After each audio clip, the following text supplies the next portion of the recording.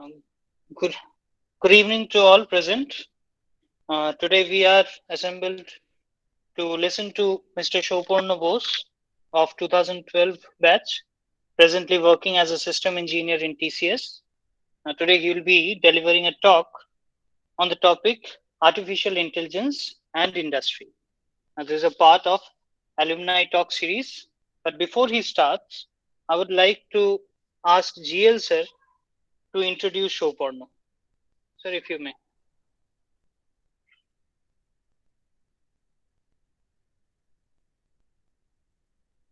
Sir.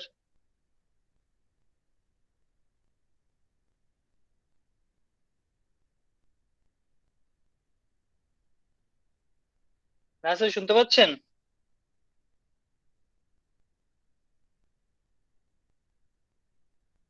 I think Laha sir is not is having some শুনতে network পাচ্ছি issue. শুনতে পাচ্ছি হ্যাঁ শুনতে পাচ্ছি হ্যাঁ হ্যাঁ শুনতে পাচ্ছি স্যার আপনি যদি সৌপর্ণকে একটু ইন্ট্রোডিউস করে দেন। সৌপর্ণকে আগে তো দেখতে হবে। Sৌপর্ণ is a brilliant student and he was very কি বলবো very studious and very dedicated about to increase his knowledge. He passed in 2016 and after that he has joined TCS. I think he is still in TCS. Okay, and he's a very decent kind of student. I liked him, and still date I like him very much. Okay. সৌপর্ণ? Yeah, hello, am I audible? Yeah, Sৌপর্ণ. Are you ready with the presentation? So shall we Yeah, start? yeah, sure. Okay. Over to you. You may start whenever you like. Yeah, let me share my screen. Okay, I'm stopping the screen share. Wait a minute.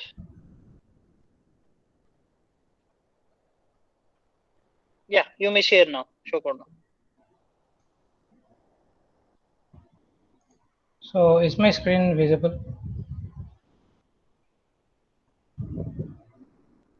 Yes, Shuporno, it is visible. Okay.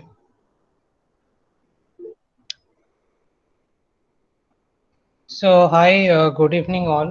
So I'm Soparna Bose from the first mechanical batch in MSIT. So I passed out in the year 2016 and joined TCS as a software developer. And along with that, I have worked as a ML engineer as well. So I'll be joining JP Morgan Chase as an associate data scientist and by the end of July. So today's session, I'll just give an introduction regarding what artificial intelligence is and how it is working and controlling in the industry 4.0 and what the industry basically means. So you'll have a good idea like what are the career aspects and what is the related work with regards to this. So let me start the session. So first thing is understanding some key terminologies. So we'll start with the trend or the transition of the industrial revolution in various phases. The industry 1.0, which basically signifies the advancement in science and mechanization. It is a time when the power mills and steam engines got invented and the journey of industrial revolution started since then. Next, we have the industry 2, which is basically the automobile industry boom. This is with respect to heavy production and assembly line system which were being set up. Moving on to the industry 3 version, it is basically advancements in semiconductor and invention of the computer, as well as automation in manufacturing, steel and other core industries, and the birth of the IT industry or the industrial sector. Finally, we come to industry 4.0. So this basically is the modern industry now where we have a very minimal manual intervention in most of the processes and everything is being automated or being controlled and utilized by or by a machine which is being programmed by an associate. So that is the present industry which we work. And with the help of an image, I would like to show how the transition has happened. So from the 18th century, basically the industrial revolution is started with the steam engine and power mills invention. Next, we move on to the industry 2.0, and coming to industry 3.0, we have all the electronics advancements like semiconductors and computers. And finally, in the modern industry, it's more about like advanced robotics and 3D printing and things like IoT, AI, and big data.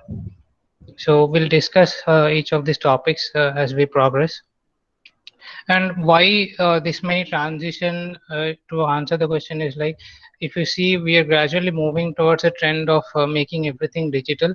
So that is why the industry 4.0 is more software controlled or more software based, and it relies more, relies less on human intervention nowadays. So let's understand some of the technologies.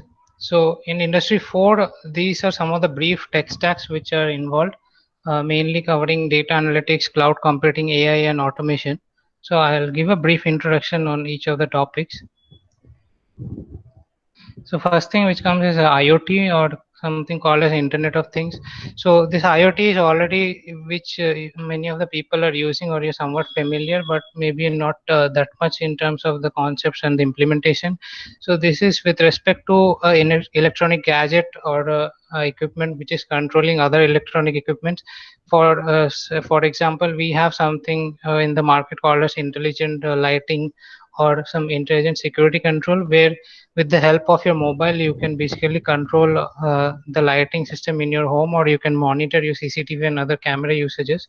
So that comes under IoT. Next, we have automation. So automation is nothing but any repetitive task which is being performed by a human. We just remove the human part aside, and we involve a machine which can do it at a continuous pace. And this automation covers for both industrial automation in core sector as well as IT manual automation tasks. Next, we have big data analytics. So what big data basically means is the data which we can't store in a single computer or a server. So if you understand the pace at which data is growing nowadays, it is like we have thousands of GBs of data being recorded on a single day. So it is very difficult to like try to analyze or store data in a particular way. So that is a concept where big data has come into picture in the last 5 to 10 years, and gradually it is having more and more importance since the data amount is increasing on a daily basis. So we need people who can intelligently find trends in data and store and retrieve data in a particular and efficient way. Next, we have robotics. So robotics is something which you're already familiar. So in case of mechanical engineering also, you're familiar how robotics is used in the automobile industry or any manufacturing industry. That is the same in case of the other areas as well. Next, we have something called as cloud computing. So cloud computing, most of us are already using, but we are not much familiar on how it works. So if you're already familiar in using Gmail and other applications which are like hosted on a virtual server, so the basic idea is like you don't need to worry about the physical resources or the storage which is needed to like have all the data and accessible at your touch or at your phone. Everything is being managed by a third party vendor, and only the application interface is being exposed to you. So in the back end you'll have these routers and switches and the storage devices which are basically having all the data stores, and that is being modeled and implemented in a particular way as a solution. And finally, we have machine learning and AI. So we will discuss more in detail regarding these two topics in the upcoming slides. So let's answer like what's the AI in the current market.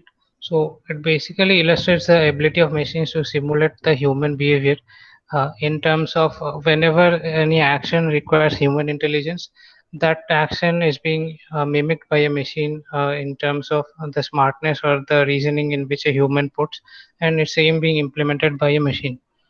So it doesn't require human intervention in most of the scenarios.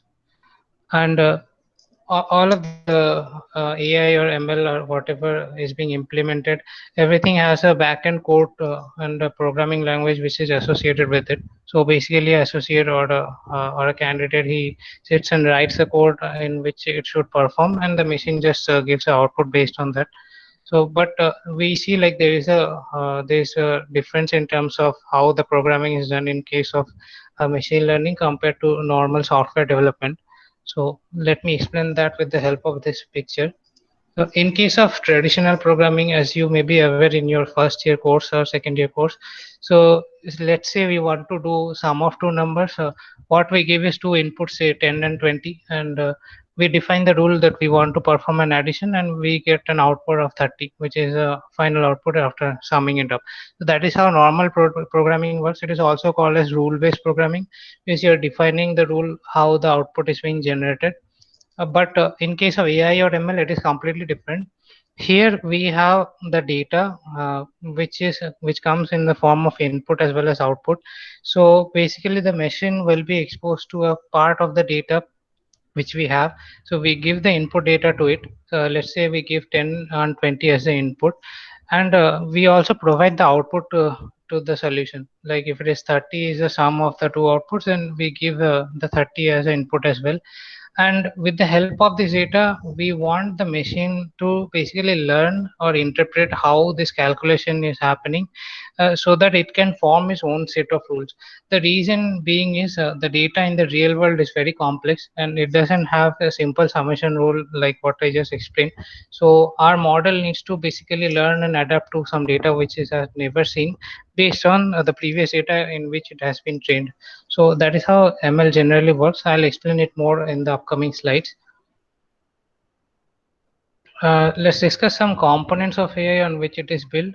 So it basically covers these five main components. The learning, which is a very important part of any AI or ML project. So the model which you create, that has to be constantly learned, has to be constantly fed with new data. Otherwise, your model will start performing poorly as the data changes with time. So perception is a very important part, where the model needs to understand or analyze the trends in the data and interpret it correctly. Reasoning has to be there, since what a human would do is he would grasp the situation and see the data and give have his own reasoning and find the output. The same needs to be mimicked by a machine. Next comes the language understanding part. So the language understanding is also a very important concept, in the sense nowadays AI is able to understand human languages and respond in that fashion as well. So to understand this is a very important and key aspect in AI. Next, we have the problem solving part. So every AI or ML project will have a problem statement. So there will be a business problem associated with it, like what we are trying to achieve using AI and ML. And we need to find a solution based on the available resources which we have. So the types of AI, it basically covers, this is a like a narrow classification of what are the AI implementations nowadays available, of which mostly you're aware of chatbots nowadays in most of the websites or any support engine. So you will have a virtual assistant which will just interact with you in the same way as a human does. Only thing is that is being done by a program and not by a human. And other than this, regarding computer vision or text AI, these things are familiar with respect to, say, Amazon Alexa, or how object detection occurs in Facebook, like when you upload an image and we see tags of multiple people who are present in the image. That is all part of AI and how it detects the faces and objects. Along with that, we have IoT solutions and the sentiment analysis as well. Sentiment analysis basically it reads a document, it reads the text and understands like what is a sentiment associated with that person, whether his mood is a happy mood or he's sad or he's anxious or something, and it concludes that particular output as well. So some subcategories under AI. So in this picture, as you can see, AI is like the bigger cloud under which we have all the subcomponents. So it covers everything starting from machine learning to deep learning to computer vision. So we will gradually discuss all of these steps in the next slide, and I'll explain you the details about this. And this is a broader classification of what AI covers in the current market. So we have everything starting from classification, where we need to predict a particular class output, or something called as predictive analytics, where we do a prediction, say weather forecasting, or any other time series forecasting, along with natural language processing and robotics and image recognition as well. So moving on, so coming to the important question, the main distinguishing factor here. So what is the difference between like artificial intelligence versus machine learning versus deep learning and versus data science? So these are the key terms which will come to here when you are reading or expanding your knowledge on these concepts. So let me clarify those for you. So if you see this image here, basically artificial intelligence, like I said, is a bigger cloud which encompasses all the other subcategories under that. So machine learning is basically subcategory under AI, which deals with some particular set of knowledge and technologies. And deep learning is even a specialized version of that, which involves something called as a artificial neural network to mimic the human brain or how it performs. And along with that, we have big data nowadays because data is inevitable and it's too much the amount in which it is generated. So there is big data involved as well. And finally, data science comes as a subset of all of this, because the role of a data scientist or a data science engineer is basically to apply various machine learning models. It may be based on normal machine learning techniques, or it may be a deep learning problem, or it may be a normal AI problem. But basically, the data scientist has to deal with all the technologies, and he or she needs to be familiar with regards to these concepts. So next we come to machine learning. So that is basically nothing but like enabling machines to perform a task without giving explicit instructions, and we achieve those by using in certain algorithms and some statistical models we perform on the data. So let me explain you that with the help of this figure. So this is called a traditional classification problem, where we have say two set of images, one image with respect to apples. So we will have multiple images for apples, and we will have multiple images for cupcakes. So basically our model will train on this particular data. This is called the training data. The model will try to learn the features from this and try to analyze what each image basically represents. And finally, when the model comes to see a new data, so when we present a new cupcake image, our model should successfully be able to classify that it belongs to this particular class. So this is a classical classification problem in ML category. And we have one more very popular problem. So this most of you are familiar with respect to the spam folder creation. So there is a backend logic with this in terms of a ML project, in the sense the text data which we have and the subject line and the email body, everything is being scanned by a ML algorithm, which determines whether the words which are present inside that mail body, based on that it classifies whether that email is a normal email or it should be classified under spam folder. And that is how the spam folder and spam updates works in the Gmail or any other email engine. So next we have the pipeline steps for ML. So those are basically the steps required to perform an end-to-end ML project. So first thing would be to like gather the data, and next by preparing the data, what we mean is in the real world when you try to find the data, you will see like there will be multiple missing values or some errors which are there in the data. So those things you need to clean, and you need to do proper pre-processing before you take a model and feed the data into the model. And if it is having a text data, then the computers, they're not very good with text data, so you need to find a numerical representation of that same. And when then you need to choose a model. So based on the problem statement, if you're doing a classification problem like I showed you in the above two examples, so those require a classification algorithm, and you can do a best algorithm fit based on multiple trainings. The training is nothing but when you feed the data to the model and it tries to learn the images or the features which is there, And finally, evaluation is nothing but when you give a new data to it, it tries to predict like what are the correct classes. So generally we evaluate once after training the model on a test data. So we divide the entire data into two parts, one for training and one for testing, and we see how the model is performing based on certain metrics like accuracy or precision. And finally, we have something called hyperparameter tuning. So that is some short features which every model has, and those are like the optimal features which you can train and find out once you get the evaluation from the previous model. And ultimately, our job is to do a prediction. So in real world problem, the model needs to see new data and needs to correctly predict what is a proper label for that. So these are the steps that cover for ML. So moving on and continuing on this topic, we have next is deep learning. So deep learning, it is similar to how our brains work in the sense how the human brain functions and interprets data, and it is based on something called as a neural network. So let me explain you with the help of this figure. So in the left hand side in the zoomed image, we have the neural structure in the brain. So it's like we in the brain we will have multiple neurons which are connecting and communicating with each other with the help of electrical signals.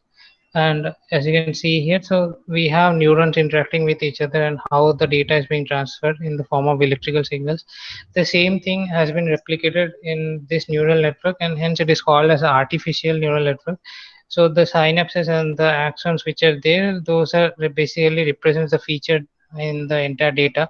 And when the data proceeds to multiple layers, it basically learns what are those features and how to interpret those features, and based on that it gives a final output.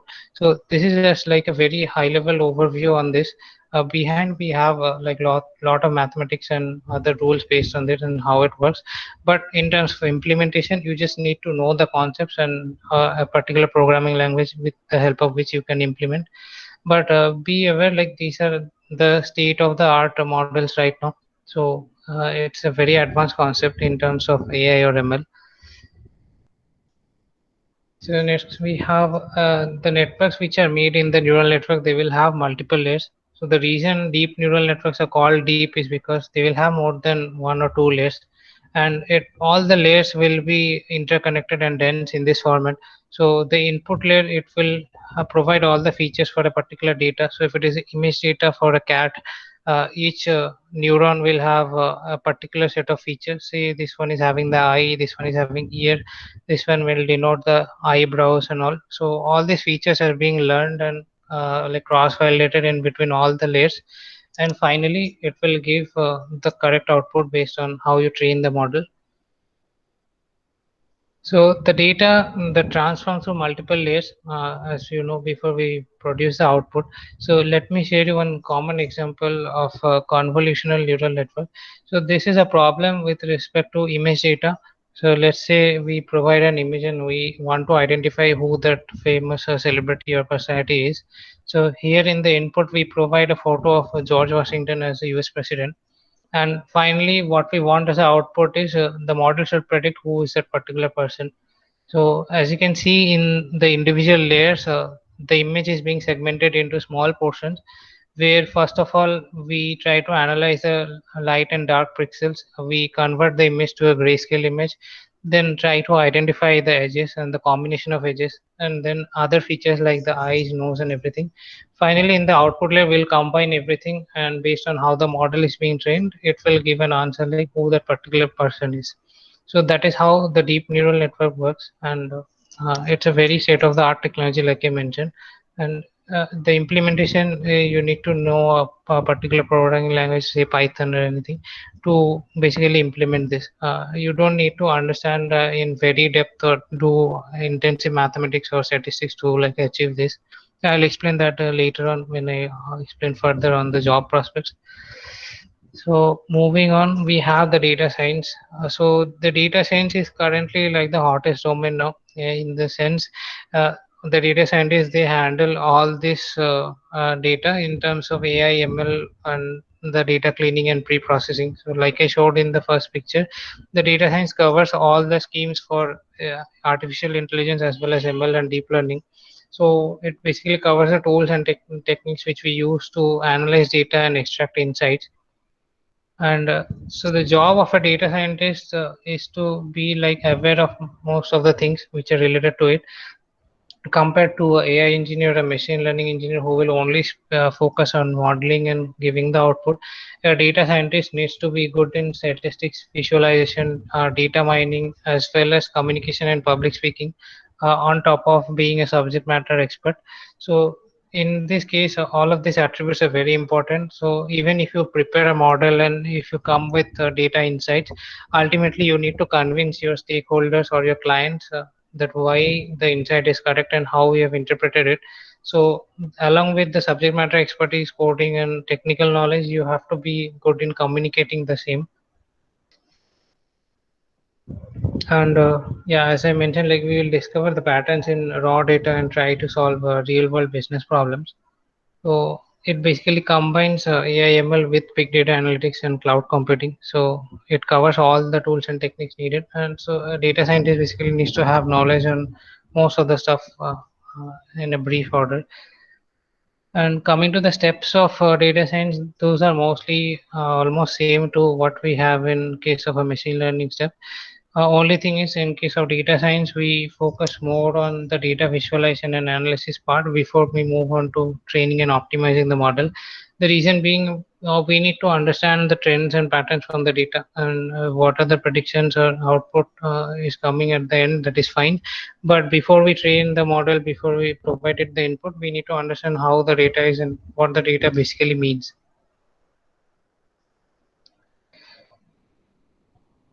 So coming to the applications of AI, we'll cover the applications in various domains. So before I start, I would like to mention like AI is most applicable or mostly used in a major way in case of healthcare domain and finance. So I'll explain you what are the implementations for this. So in case of healthcare, we have multiple applications nowadays in terms of like medical imaging or doing a drug discovery or gene analytics. So most of you are familiar, like if anyone is getting admitted for COVID, they're having to do a CT scan or a chest scan. So that image is basically being interpreted by a deep learning algorithm, which is checking whether any concussion is there in your lungs, or based on the image, it will basically predict whether someone is having COVID or not. So those are all applications of deep learning and AI.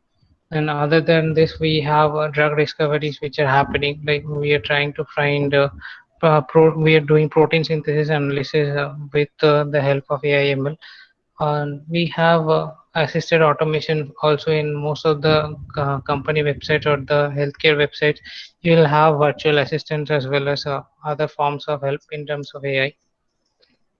And some of the top applications that are being implemented in AI, this is included in this picture. So robot assisted surgery, this is mostly prevalent more in US, and in India it's still in the development stage, but it is a very advanced technology which is currently being implemented in US and other developed countries. And other than this, like I said, we have virtual nursing assistants, and in terms of human intervention, the virtual system totally nullifies the presence of any human. So based on the data which we feed, a virtual assistant can single-handedly take care of multiple patients who are asking queries. And these are, along with this, these are some of the applications which it's having in healthcare domain. So in terms of business, so AI is very important in business as well, in terms of like understanding customer churn output, or to see what is the behavior of customers and how many products may a customer buy in the upcoming months. So to do predictions on that, and also do a market assessment and monitoring based on this. So everything can be done using AI and the data analysis which we perform on this, and it is a very crucial part in terms of company revenue. So the company, based on the correct prediction, they can invest in creating that many number of products which they feel will be available in the market and which will be bought by the customers. Next, coming to AI in education. So I guess most of you are aware about Byju's or Whitehead Junior. So the main application of AI in education is in the personalized learning sector. where we'll have like digital imaging and personalized coaching assistance. And other than this, we have like intelligent automation which identifies any gaps in the particular student, or any suggestions or improvement in which the AI is making suggestions on the students, like how he or she can improve in his performance. So these are the applications of it in case of education sector. Next, we have finance. So this is one of the biggest areas in which AI is being used. And so this picture gives you a shallow idea on what are the applications of AI. So in case of any banking web page, if you see any private bank, you'll see like something called as a robotic assistant. So in case of account opening or some other details with respect to a fixed deposit or anything, the advisor basically gives you all the steps and information with regards to that. And instead of a human saying and performing that, we have achieved that with the help of ML based on the data which we feed. And another important thing is the chatbots which are present, which interacts with the humans in there. Uh, so let me show you another broader picture which classifies this. So one of the very most important things in finance is the stock market prediction and sales forecasting. So sales forecasting is also similar to how we do weather forecasting, and it is very important in terms of doing a market analysis and research. Along with that, the anti-fraudery system or the credit card fraud and any other bank frauds which are being traced, and those are all being analyzed by AI or ML algorithms, which help to identify where any fraud has been happening to any customer's account or not. And other processes like personalized banking details and process automations are also involved in finance. So finally, AI in social media. So if some of you may be familiar with something called as LinkedIn, so that is very helpful in terms of getting future job prospects or connecting with people in the industry. So based on the data or the search patterns of your profile, you'll basically get custom recommendations there, and that is all being done by AI engine. And I think all of you are familiar with regards to Facebook and Instagram. So how the basically the face detection happens in Facebook when you upload a photo, and it tries to do image tagging and classify like how many people are there or who is a person present in there based on the Facebook data. And along with that, you will get personal recommendations and suggestions as well. And in case of Twitter, we also have the same kind of logic for Twitter recommendations. And one of the important thing is removing hateful accounts. So most of you may be aware regarding what happened to Kangana Ranaut's account in Twitter. So that is part of AI or ML engine. So based on the tweets or the messages which a person posts, so it will analyze what is sentiment and what is the outcome of that post. Based on that, it decides whether to retain a person or basically delete his profile. So these are all being handled by AI in the backend. So coming to the jobs in AI, so the most important and the most highest paid job at the market is the data scientist job. So this is by far the most highest paid job right now. And as per the Harvard Business Review, also this is one of the trending and hottest jobs in the market. So in terms of the job prospects, you will have multiple prospects, but let me just explain you the application area as well. So other than the fact that data scientist is like a very awesome job right now, but at the same time, you need to be aware and able to handle this many amount of things. So this is like a real-time data pipeline, or what happens in case of ML or a data science project. So you'll have everything from like data gathering to data pipeline or data streaming to source like a TV or a YouTube or any other channel like Netflix and all. From that, you need to analyze, you need to gather, you need to perform actions, and the basically the models will try to do that and give a real-time prediction on that. And along with that, you need to have some form of monitoring which will notify you how the models are performing and how the process is there, whether any breakage is happening or not. So even if the job looks very lucrative, but you need to be able to handle all of this. Uh, so it requires certain skills and certain experience to be able to deal with all of this stuff. Coming to the salary, so Glassdoor is one of a very important website where you can find job salaries and job locations or what are the roles available in India. So the basic, like the average salary for a data scientist in Bangalore area is right now around 11 lakhs. So that is for the experience bracket of 0 to 3 years. So and it is just the base salary. Rest it depends on how you give the interview and how much weightage is there for your profile and what is the company you're giving the review. So the reason I chose Bangalore is because you already know, like it's called the Silicon Valley of India. The reason being the most highest paid jobs you will receive in Bangalore, and there are a lot of company options there in terms of the roles and the responsibilities which you want to perform. And if you exceed the 3 years limit, your salary may range anywhere between 20 to 60 lakh. So this is by one of the popular websites called Michael Page. So you can basically go Google and go it there and find the 21 India talent reports.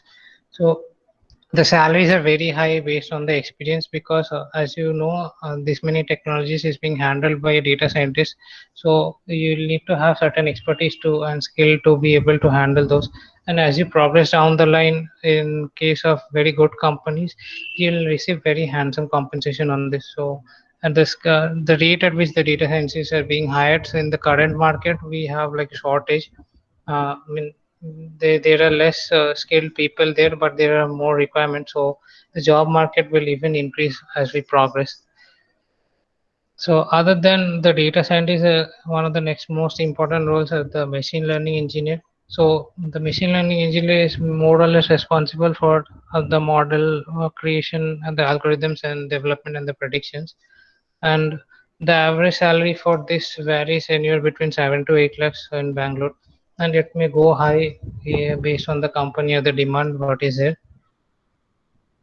So next you have the AI engineer specialist. So this is similar to the data scientist and ML roles. It's just like from company to company, the role will vary a lot in terms of what the company is basically asking you to do. In some companies, it will basically be a combination of this. In some, it will be specifically data scientist role or ML role. And other than this, we have something called as a research engineer. So this is mostly for people who have done masters and have a PhD degree, and they focus more on creating custom algorithms and like optimizing algorithms. They are not focused more on the data aspects or the prediction part, but more on creating and designing custom algorithms. And one job which has come up recently in the market is called as MLOps. So MLOps is nothing but creating the environment for your machine learning projects to work. So this requires the infrastructure setup for the project in a cloud environment or a virtual or server, where basically you need to set up the proper environment so that a project may be able to run, and it should be dynamic in the sense the project will change from time to time. So the operations team or the work of this particular engineer will be to handle all of that.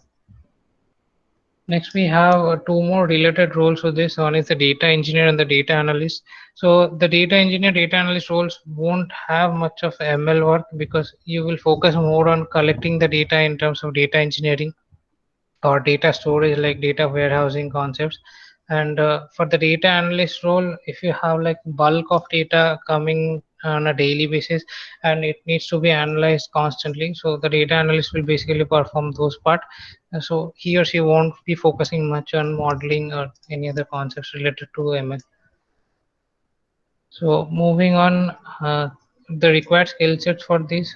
So first thing, you need to be familiar with Python. So the most preferred programming language is Python in the market. Otherwise, you can learn R programming as well. In few companies, they'll ask for both, but generally, if you know Python good enough, then that should be fine. And you need to learn object-oriented programming and some frameworks like Flask and Django, which basically covers the Python programming area. So other than that, you'll have to have some software development experience. So this is for experienced people. Generally, companies try to check the background of it. So for example, for me, when I got interviewed in JP Morgan, since I had a development background, so my questions were also there for what I did in terms of development, and they did a thorough scrutiny on that as well, like what are the platforms or the applications I built. and we have statistics and higher mathematics involved. So as you can see, all the things which are being performed are based on statistics and maths. But I don't mean to scare you in the sense like you need to know higher mathematics a lot. It's not like you will sit and do partial derivative of fourth order. No, it won't be like that. So let me just give you an example to understand what is the mathematics needed for ML. So you may be all familiar with online shopping, say Flipkart or Amazon. So whenever you buy a product, you'll see like you'll get some form of a recommendation or a similar item which will come up. So if you are buying a phone of a particular brand, maybe you'll have some other recommendation for a different phone. So in the back end, what happens is there is something called as Pearson correlation, which basically tries to find the similarity between objects, and that is being derived from something called as cosine similarity. So from vector knowledge, you already know like how we compute the dot product of two vectors in a vector space. So the cos theta or the angle between those, it basically tries to identify how similar these products are. So in the back end of the algorithm, you will have those as a vector notation. And so that is a maths you basically need to know. You need to be familiar what is happening in the back end and why it's happening. So if the term cosine similarity comes, you need to know like how cosine similarity works.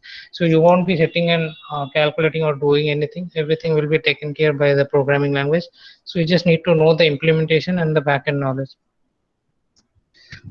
So moving on to the knowledge and practical exposure. So you need to get exposed to working on ML projects. If you're fresher, basically you need to perform real-time projects by yourself and try to get acclimatized more with programming.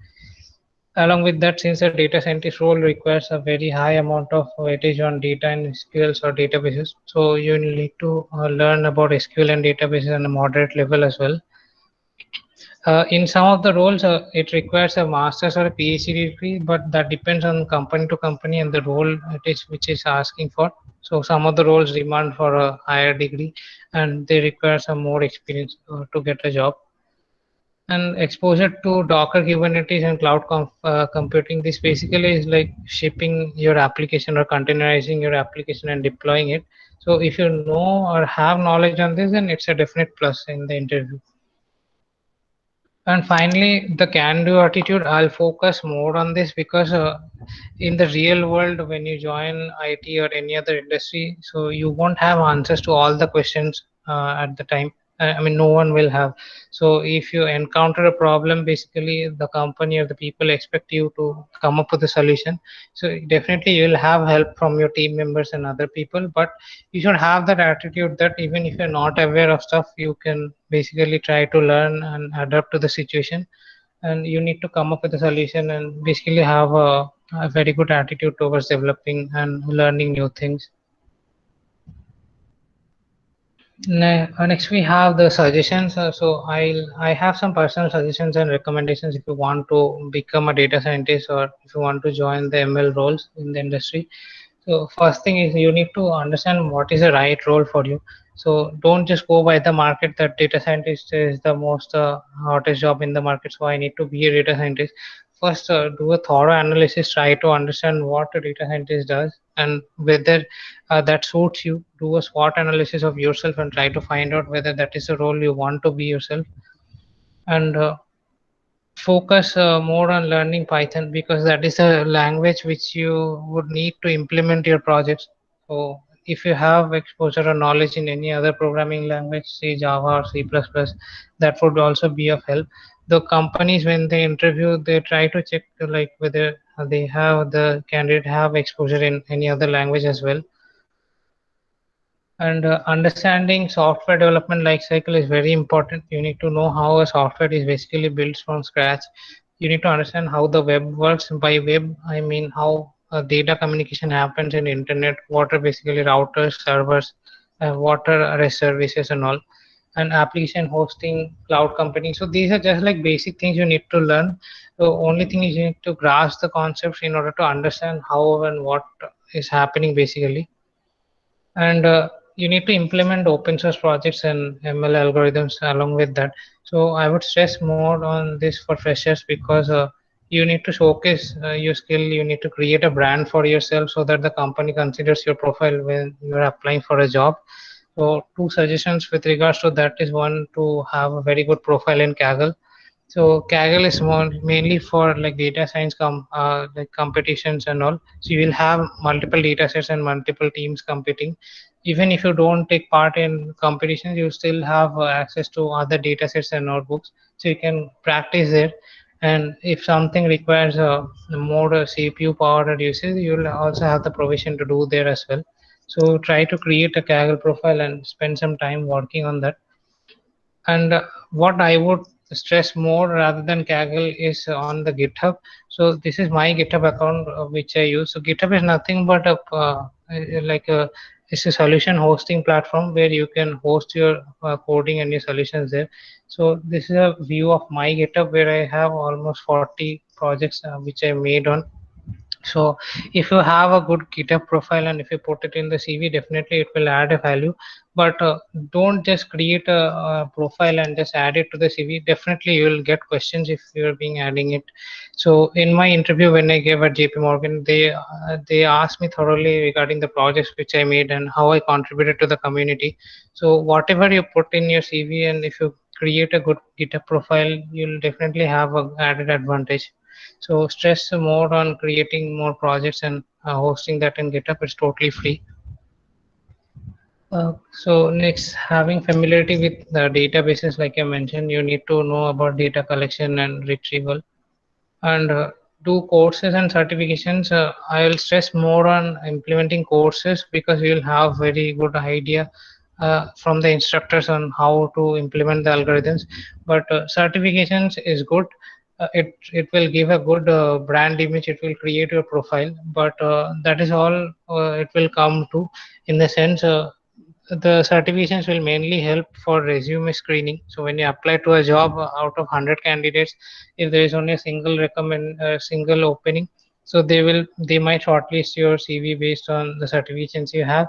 But once you attend the interview, there won't be any questions or importance on this. They'll solely rely on what are the knowledge and experience you have. So try to have certifications, but don't blindly go for that. Try to improve your knowledge basically.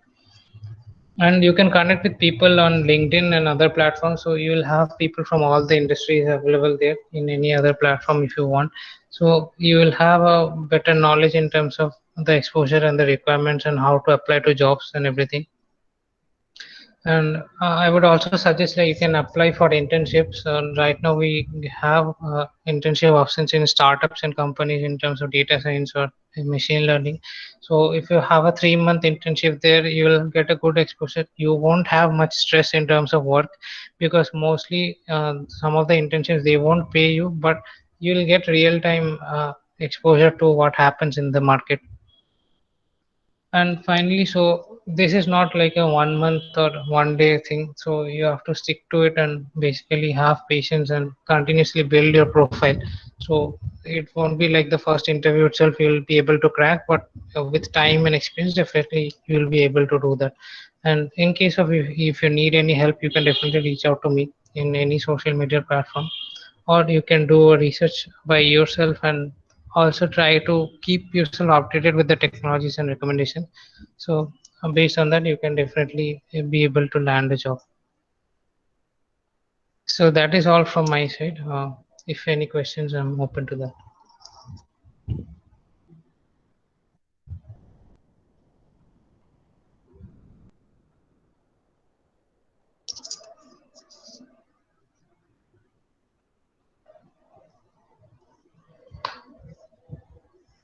So any questions, I'm welcome to answer.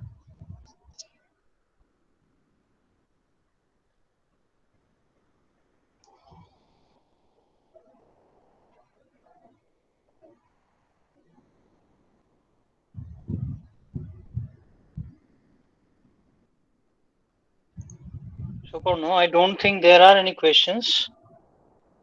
I think you made it very clear and very precise. Thank you Okay. for that. Yeah, sure. And congratulations for getting into JP Morgan. It's a very good company. And Yeah, I thank you. and I think you will be an inspiration to all of the students over here. And now I would like to request Professor Tapabrata Bhattacharya to extend a vote of thanks, sir. Thank you, Manish sir. I would like to thank Soporno for being with us tonight, for finding time for us, because what he just told us is absolutely essential for all of you to succeed. The best part of it, of the entire his delivery, was he gave you a excellent introduction to data science. Like if you sit for any data science class or learn ML or artificial intelligence, the first lecture is going to be just that. He, with his own inimitable style, he gave you an outline of what data science is all about, what machine learning AI is all about, and how to take steps, baby steps, deep into the subject. And it's an eye-opener. All of you, I believe, can do that, provided you have an inclination for handling data, doing analytics, developing predictive models, extract information from data, and interpret it the way it should be. It was excellent. And I believe that people like Soporno, they are inspiration to all of you. We all wish to be like him. And there's no reason why you can't. You have to put in hard work, just as he said. You have to focus your energy, evaluate yourself, figure out what you want to do, and proceed. That's all you need to do. The path may be hard work, but it's out in front of you. And being in a university or a research institute, we are like sitting in an island. In an engineering college, colleges and universities are like islands. We are segregated from society, from like the rest of the world. We have a course and curriculum to take care of, and that's where it ends. Soporno is the window to the outside world. What's going on, what's hot, and what's not. And we should have more such talks. I thank Soporno once again for his precious time. And I would like to thank all of you for being here, my colleagues. And of course, no praise is too less for Monish. Monish takes this pain, goes that extra mile to organize these wonderful events. And I look forward to the next one. And I'm sure, Monish, I think you have something on your mind, like getting Soporno back again, so that you get to hear from him again, get his wise words, listen to his wise words, and benefit all of us. Thank you so much. Thanks for being here. We'll meet again until next time. And who knows, we'll have Soporno again with us. Thank you so much. Yeah, thank you, everyone. Thanks. Thank you, sir. Thank you, Soporno.